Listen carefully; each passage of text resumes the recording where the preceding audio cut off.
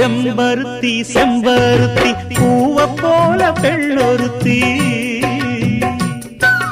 காதலன தேடி வந்தாள் கண்ணில் வண்ணமை எழுதி மேலும் கீழும் ஆடுகின்ற நூலிடைதான்